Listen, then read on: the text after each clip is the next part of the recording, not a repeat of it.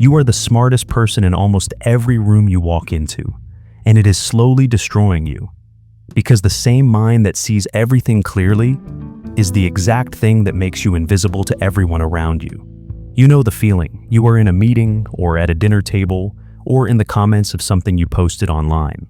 Someone says something so fundamentally, spectacularly wrong that for a moment you genuinely cannot believe it. You think, surely they don't actually believe that. Surely they heard themselves, but they did believe it. And they said it louder when you pushed back. So you did what intelligent people always do. You gathered your evidence, you laid out your reasoning with patience and precision. You gave them every tool they needed to understand. And they looked at you, really looked at you, and said the exact same wrong thing again, only with more confidence this time. You walked away from that conversation carrying something heavy, not just frustration, something closer to grief. The grief of a person who tried to build a bridge to someone who didn't want to cross it. And the worst part isn't that you lost the argument. The worst part is that you started to wonder if something was wrong with you. Nothing is wrong with you, but something is very wrong with how you've been fighting. Why does this keep happening? Why does a person with your ability, your clarity, your capacity for reason, keep losing to people who have none of those things? Because you are caught inside what Arthur Schopenhauer identified 2 centuries ago as the clarity curse. The clarity curse is this: the more precisely you can see the truth, the more certain you become that showing that truth to someone else will change them. It won't. Because clarity is not contagious. Schopenhauer was devastating on this point. In his work on human nature, he observed that the human will, the raw, emotional, irrational engine of a person, always defeats logic. Always. Not sometimes. Every single time the two go to war, the will wins. Daniel Kahneman spent decades proving the same thing from a different angle. His research showed that the human brain has 2 operating systems. System 1 is fast, instinctive, emotional. System 2 is slow, deliberate, rational. Most people are running almost entirely on System 1. They feel first, conclude second, and then use whatever logic is available to defend the conclusion they already reached. You, with your relentless System 2 thinking, are not communicating with them. You are transmitting on a frequency they cannot receive. You are not failing to explain yourself clearly enough. You are failing to understand what the other person is actually doing. They are not in a conversation. They are in a defense. And you have been bringing a scalpel to a street fight.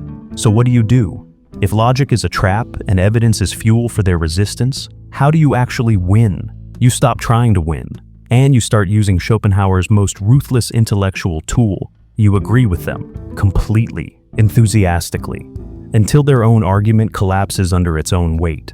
Philosophers call this reductio ad absurdum, reducing an argument to its logical, catastrophic conclusion. Schopenhauer used it like a weapon, not to humiliate, to neutralize. The fool operates entirely on the surface of an idea. They have never followed their own logic 3 steps forward, so you do it for them. Picture this. A relative at a family dinner insists that successful people are just lucky, that hard work has nothing to do with it. Your instinct is to push back. Don't. Instead, agree violently. You say, "You're absolutely right. Success is entirely luck, which means there's no point working harder at anything. We should probably all quit tomorrow. Why are any of us here, honestly?" You nod gravely, you look almost concerned. Watch what happens. Their face shifts. Because you haven't attacked their idea, you followed it to its destination. And the destination is absurd. Suddenly they are the one injecting nuance. Suddenly they are saying, well, obviously hard work plays some role. They are now arguing against themselves. You didn't defeat their logic. You handed it a shovel. This is not cruelty. It is the most efficient intellectual move available to you. You expend almost no energy. You win without a single direct confrontation. And the fool never even realizes they've dismantled their own argument. There is only one reason you haven't been doing this already: your ego. Intelligent people have a specific addiction that almost no one talks about. The addiction to being recognized as right. It is not enough to be correct. You need the other person to confirm that you are correct. You need the moment of concession, the nod, the, okay, you've got a point, the small surrender. You are not just seeking truth, you are seeking a witness to the truth. Schopenhauer had no patience for this. He wrote that the desire to be understood by a mind incapable of understanding you is not generosity. It is vanity dressed as virtue. Think about what you are actually asking for. You are asking a person with no capacity to evaluate your brilliance. You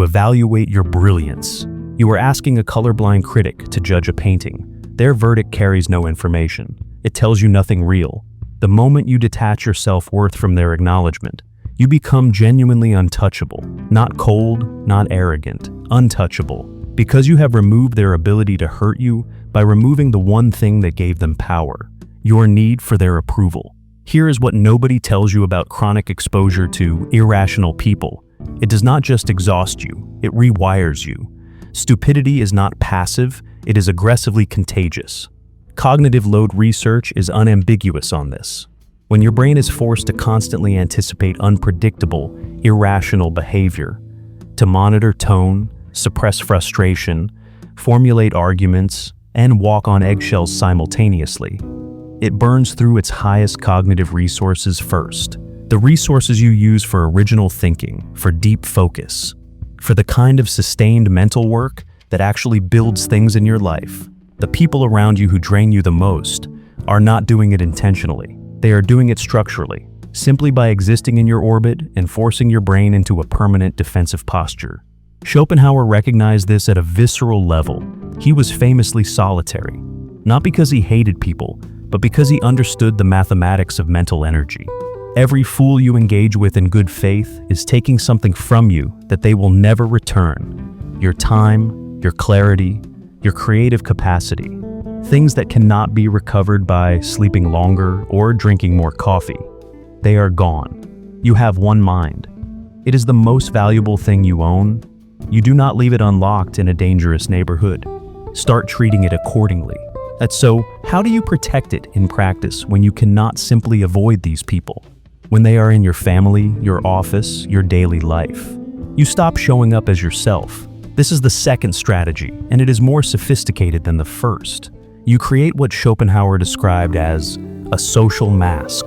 Not a lie, not a performance, but a deliberate, curated version of yourself that has no surface for them to grip. Call it your avatar. The avatar is present in the conversation, polite, even warm. But it is not you. Your actual mind is somewhere else entirely, watching from behind thick glass. The avatar speaks in short, non-committal sentences. That's an interesting take. I hadn't thought of it that way. You might be right.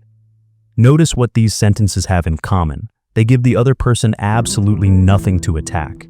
No position, no argument, no exposed edge. The fool needs friction to feel significant.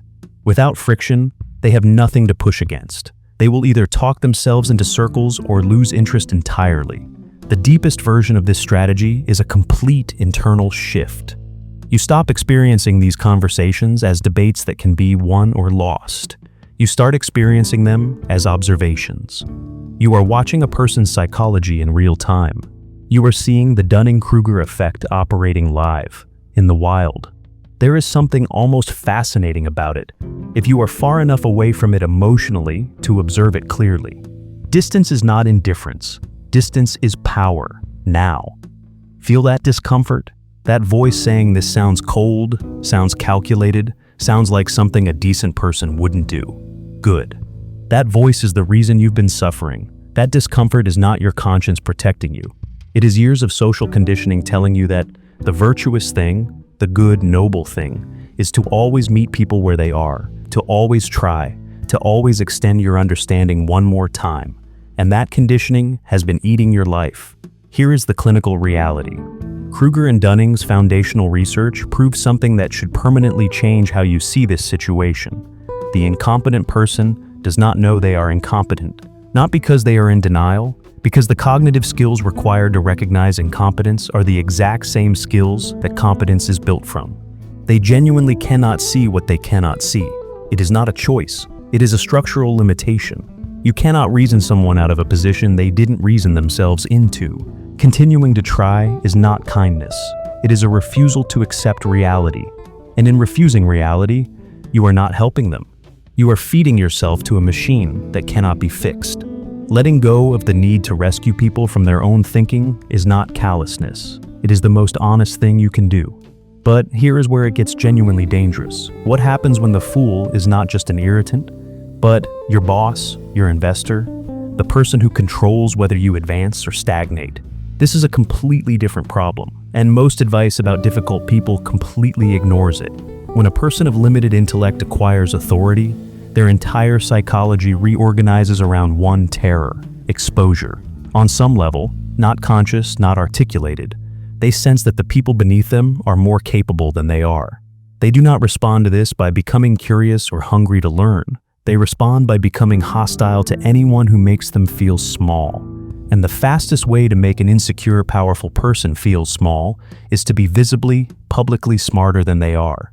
You have probably already discovered this the hard way. You presented a better solution. You caught a flaw in their plan. You knew more about the subject than they did. And instead of gratitude, you got something colder. Suddenly you were not a team player. Suddenly you were difficult to work with.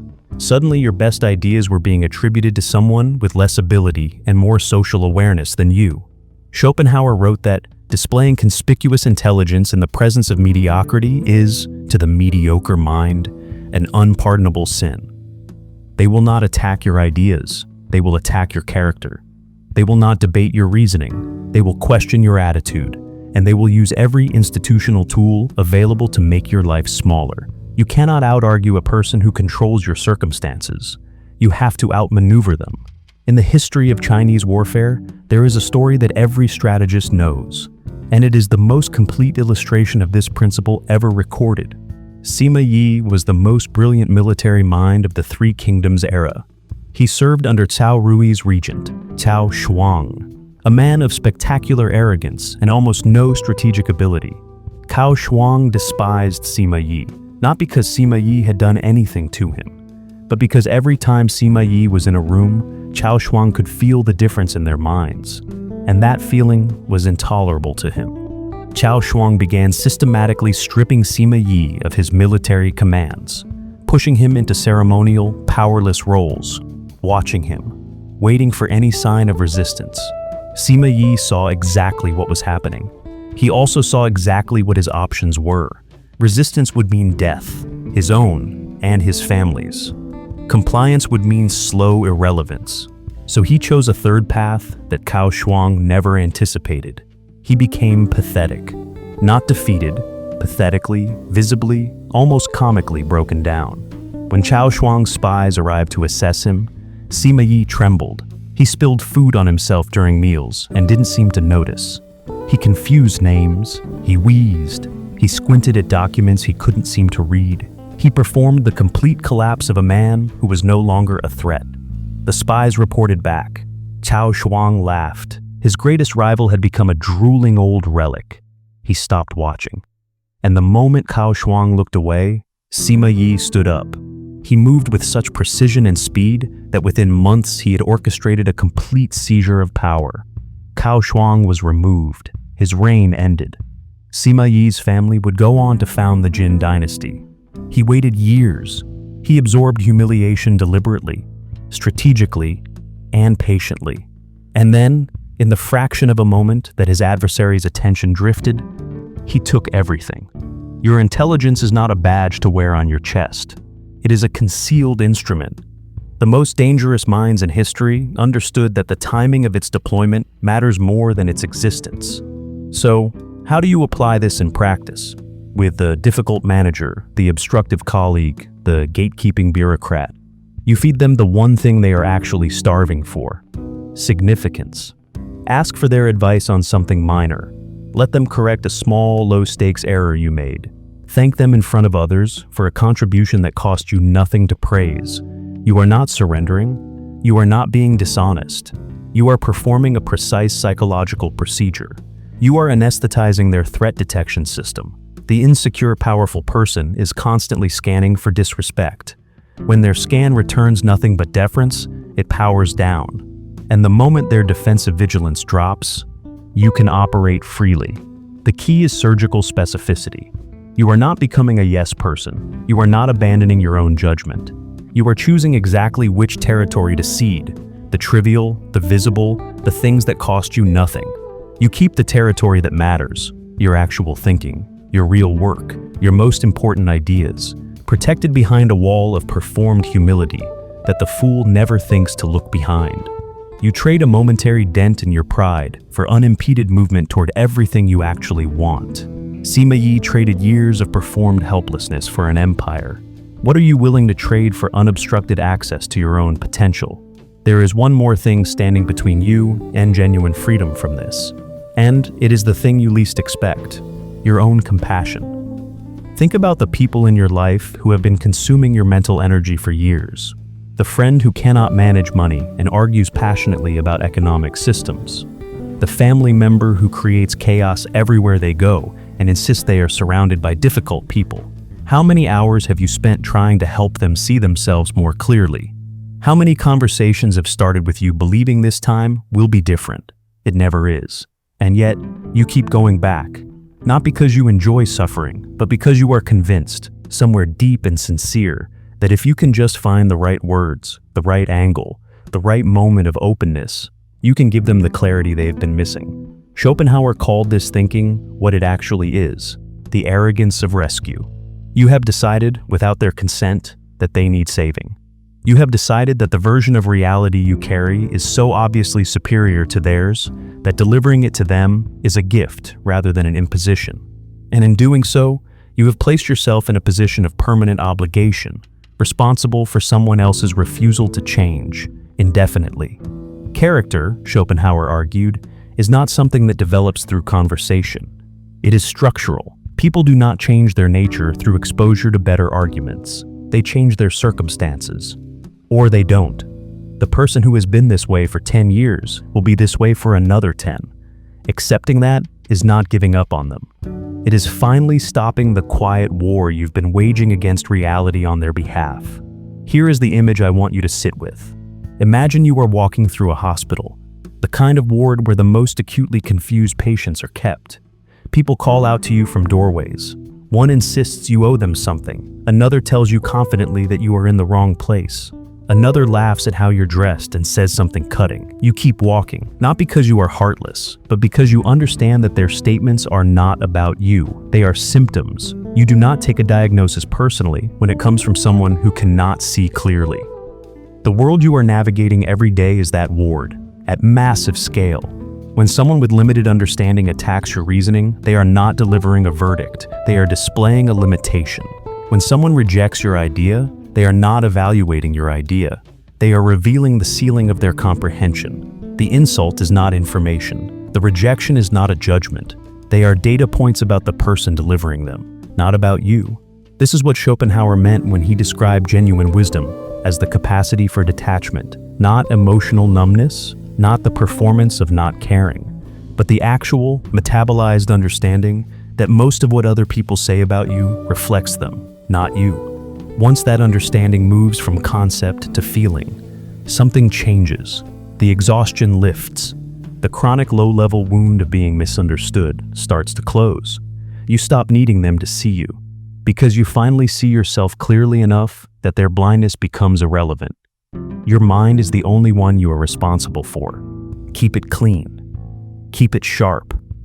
And stop handing its keys to people who have no idea what to do with them. Everything covered here, the reductio, the avatar, the anesthesia strategy. These are tools for navigating the everyday. The fool who argues at dinner, the obstructive manager, the chronic chaos generator in your social circle. But there is a category of opponent this entire framework does not prepare you for. Not a fool. Not someone operating from ignorance or insecurity. A predator. Someone who sees exactly what you are doing and mirrors it back at you with precision. Someone who has studied the same psychological terrain you have and is using it against you with deliberate intent. The strategies that work on the unconsciously irrational fail completely when deployed against someone who is consciously, tactically playing the same game. The dynamics that govern that level of interaction are different in kind, not degree, and explaining them publicly in full creates more problems than it solves. If this opens something in you, if what we've covered here felt like a key turning in a lock, then you already understand that this is only the surface. Most people will watch this and change nothing. You're not most people. That's the only reason you made it here.